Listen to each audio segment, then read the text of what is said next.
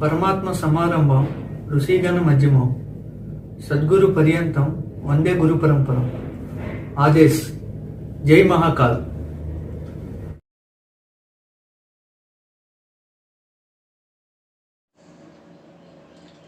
Hepatitis C ఈ hepatitis C గురించి మనం ఇప్పుడు తెలుసుకున్నాం. ఆల్రెడీ హెపటైటిస్ ఏ గురించి మన ఛానల్లో గత వీడియోలో దీనికోసం తెలుసుకోవడం జరిగింది, హెపటైటిస్ ఏ గురించి. ఇప్పుడు హెపటైటిస్ సి గురించి మనం ఇప్పుడు తెలుసుకునే ప్రయత్నం అనేది మనం చేద్దాం. ముందుగా మనం దీని దానికి ఇంట్రడక్షన్ కనుక వచ్చినట్లయితే, ఈ హెపటైటిస్ అన్నది ఎప్పుడు కూడా లివర్కి సంబంధించిన ప్రాబ్లం. కాలేయ ప్రాంతానికి సూర్యచక్రం అంటాం మన భారతీయ భాషలో అయితే. సో ఈ లివర్కి సంబంధించినటువంటి సమస్య, కాలేయానికి సంబంధించినటువంటి సమస్య. ఇది వైరల్ ఇన్ఫెక్షన్, వైరస్ వల్ల వస్తుంది.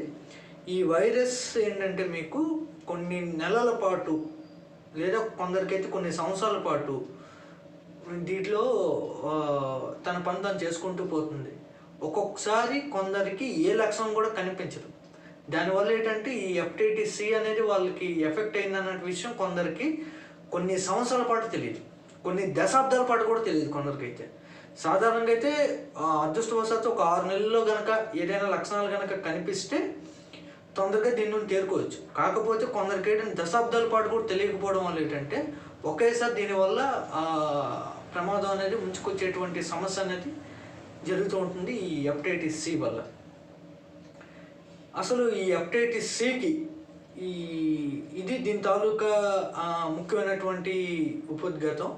ఇక దీని తాలూకా కారణాలు కనుక మనం చూసుకున్నట్టయితే కాజెస్, ఇది వైరస్ వల్ల వస్తుంది. కాకపోతే ఏంటంటే ఈ వైరస్ వ్యాప్తికి రోగుల యొక్క రక్త మూలాలు కారణం. అంటే రక్తం ఏ చోట అయితే రోగి తాలూకా రక్తం, అంటే హెపటైటిస్ సి వ్యాధి ఉన్నటువంటి రోగి తాలూకా బ్లడ్ సోకటం వల్ల, అంటే ఉదాహరణకి హెపటైటిస్ సి ఉన్న వాళ్ళకి సరైన పరీక్షలు చేయకుండా ఆ బ్లడ్ మనం ఎక్కించుకున్నాం అనుకోండి, మనకి హెపటైటిస్ సి అనేది వస్తుంది.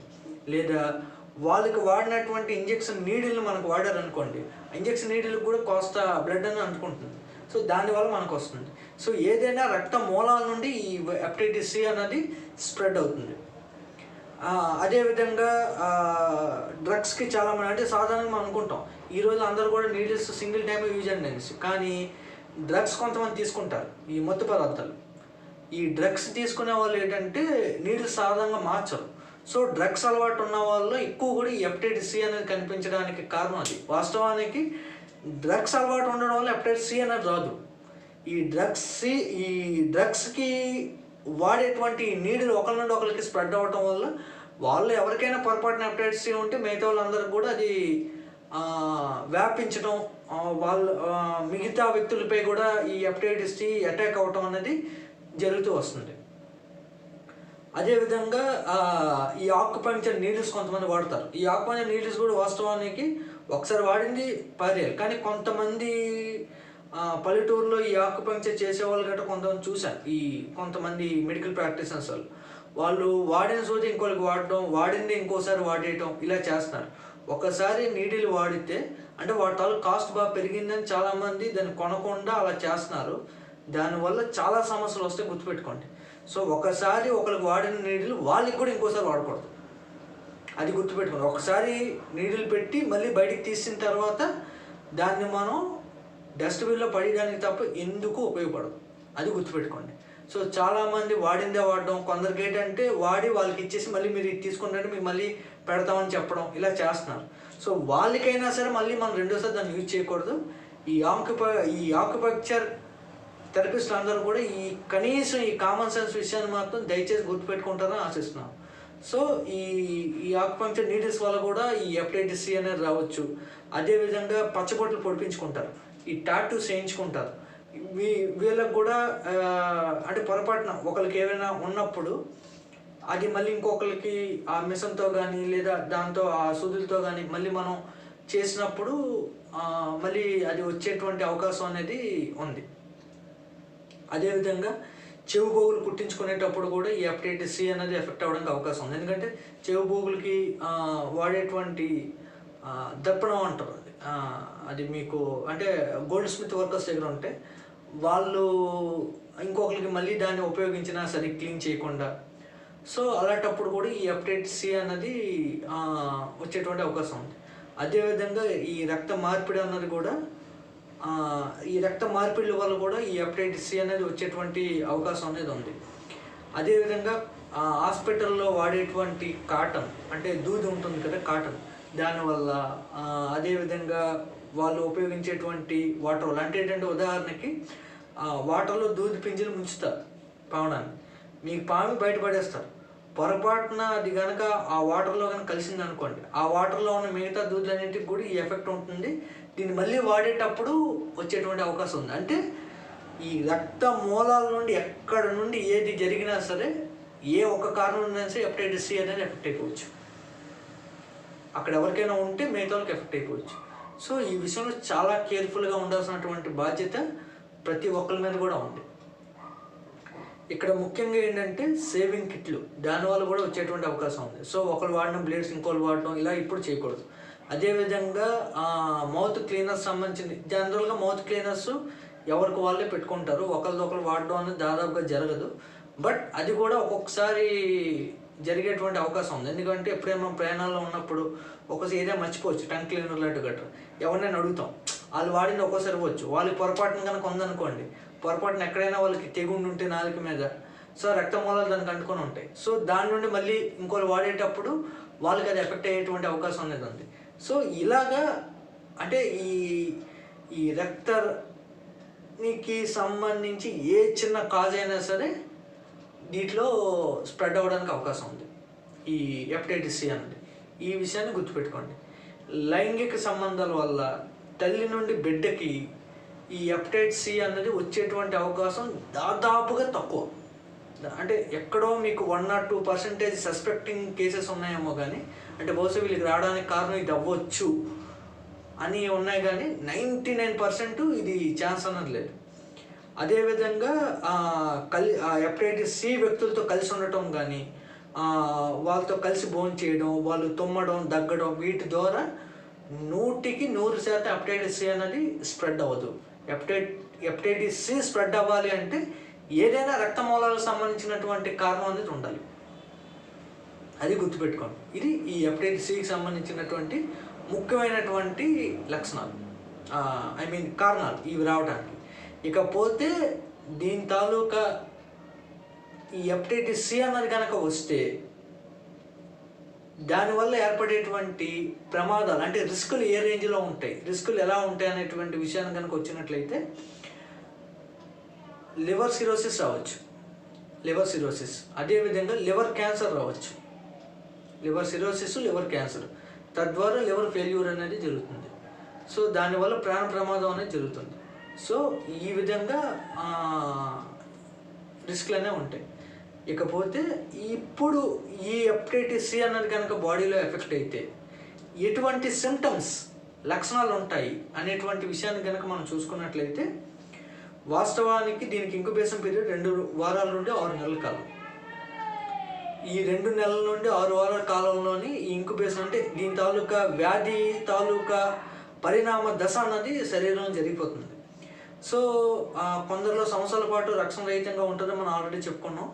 ఇకపోతే వీళ్ళకి నీరసం ఉండటం, కీళ్ళ నొప్పులు ఉండటం, కాలేయ ప్రాంతంలో నొప్పి, శరీరంపై దురద ఎక్కువ ఉండటం, అదేవిధంగా యూరిన్ అనేవి డార్క్ ఎల్లో కలర్లో కనబడటం. వాస్తవానికి లివర్ ఇన్ఫెక్ట్ అయినప్పుడు పిత్తాధిక్యం అనేది ఎక్కువ ఉంటుంది, అంటే శరీరం వేడి శాతం అనేది ఎక్కువ ఉంటుంది కాబట్టి ఆటోమేటిక్గా యూరిన్ అనేది మీకు ఇల్యూసైడ్ అని వస్తుంది.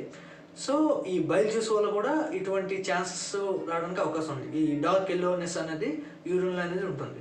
ఇకపోతే జాండీస్, పచ్చ కామెర్లు అంటాం కదా, ఈ జాండీస్కి సంబంధించినటువంటి లక్షణాలన్నీ కూడా ఈ హెపటైటిస్ సిలో కనిపిస్తాయి. ఎందుకంటే జాండీస్ కూడా మీకు లివర్కి సంబంధించిన వ్యాధి. సో ఇక్కడ కూడా మీకు లివర్కి సంబంధించిన సమస్య. ఈ సమస్యలో మీకు కాలేయ ప్రాంతాల్లో ఏ సమస్య వచ్చినా సరే జాండీస్కి సంబంధించినటువంటి అనుబంధ లక్షణాలు కనిపిస్తాయి. కానీ జాండీస్కి ఇచ్చేటువంటి కామన్ ట్రీట్మెంట్ దీనికి పనిచేయదు.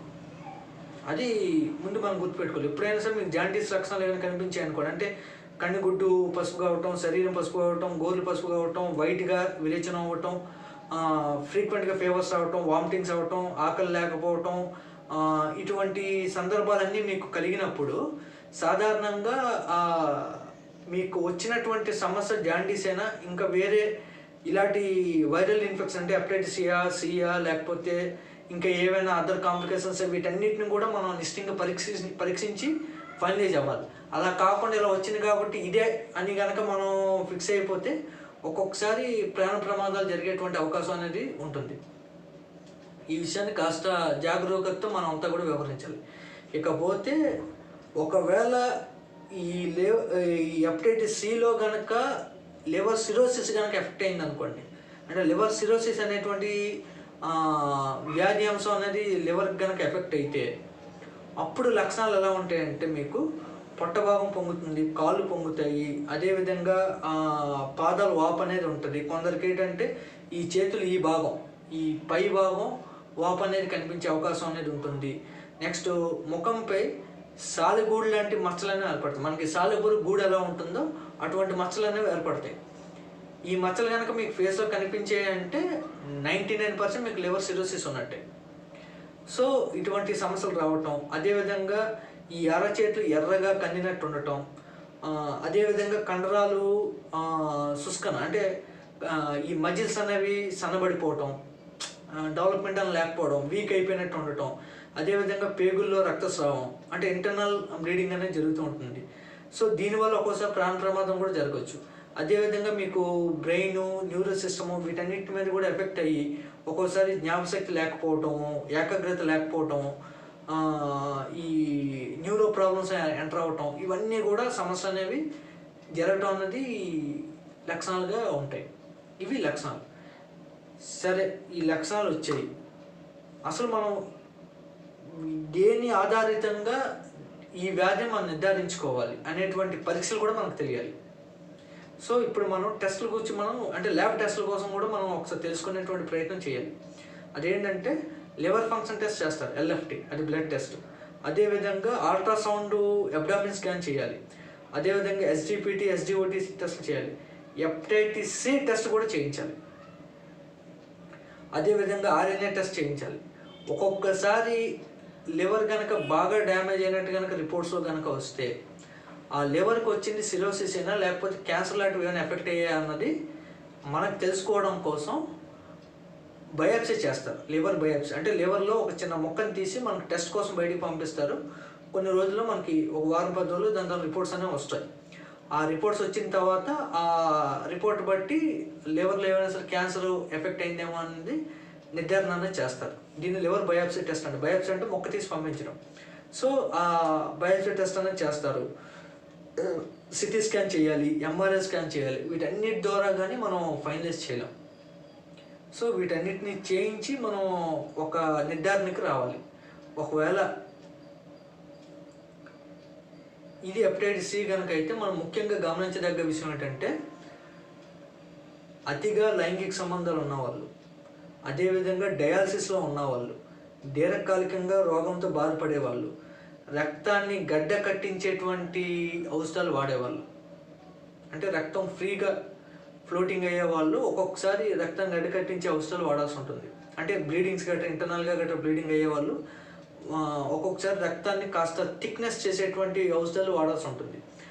అలా ఆ ఔషధాలు వాడేవాళ్ళు, అదేవిధంగా ఈ డ్రగ్స్ అలవాటు ఉన్నవాళ్ళు, వీళ్ళందరూ కూడా చాలా జాగ్రత్తగా ఉండాలి ఈ హెపటైటిస్ C వ్యాధి విషయంలో.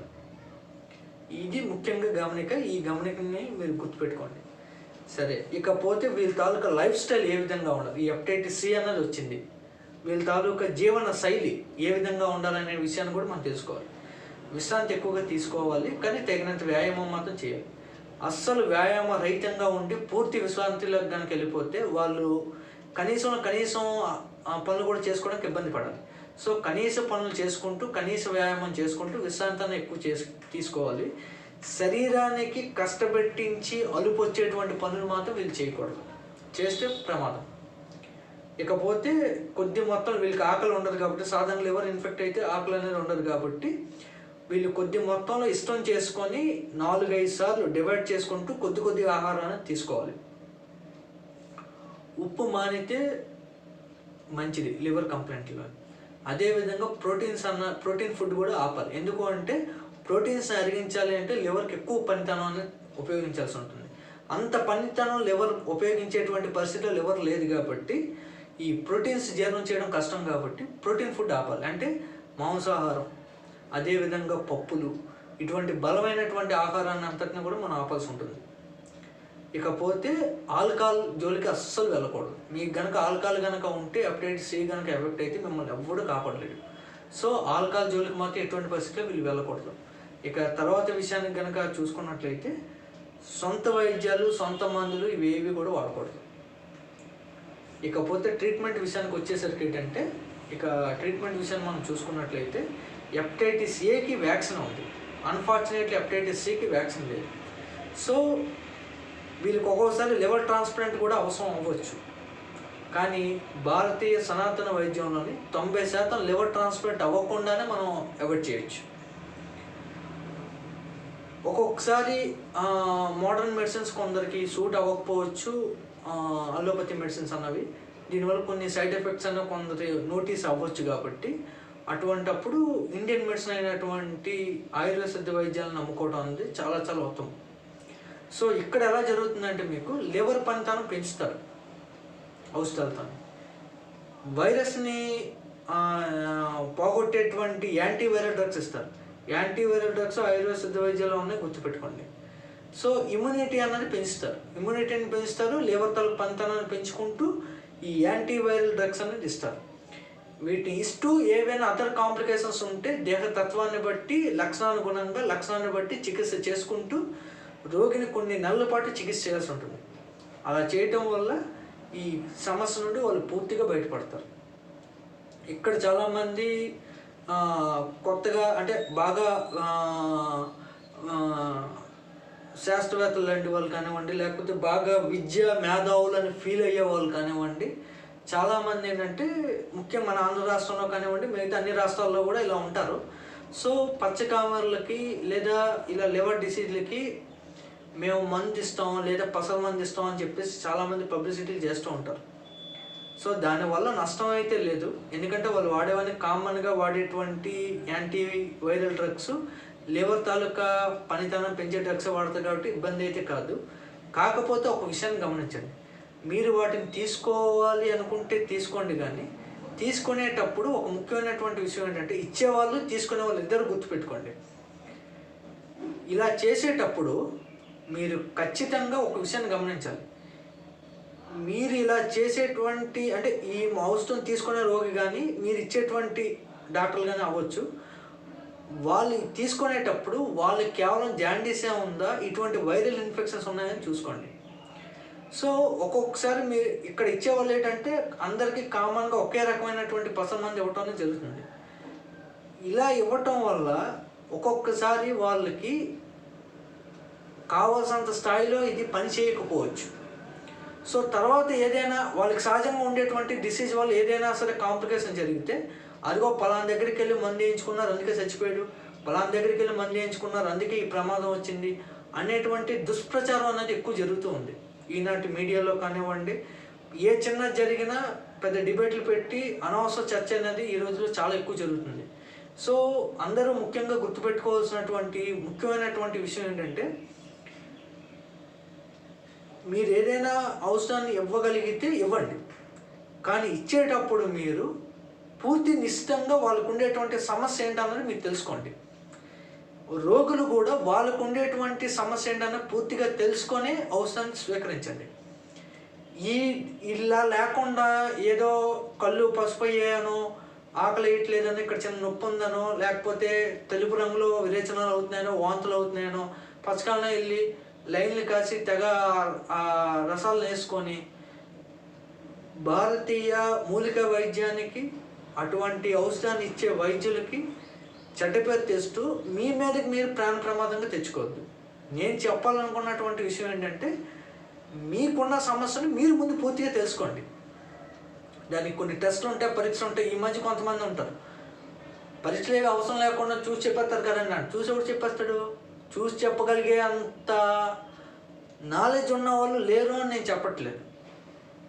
కానీ దానికి తగ్గట్టుగా దేవతత్వాలు ఈ రోజుల్లో మారిపోయాయి. ఎందుకంటే అటువంటి కాలుష్యాలు పెరిగిపోయాయి, చెత్త తిండ్లు ఎక్కువైపోయాయి, పనికి మాలినటువంటి అలవాట్లు ఎక్కువైపోయినాయి.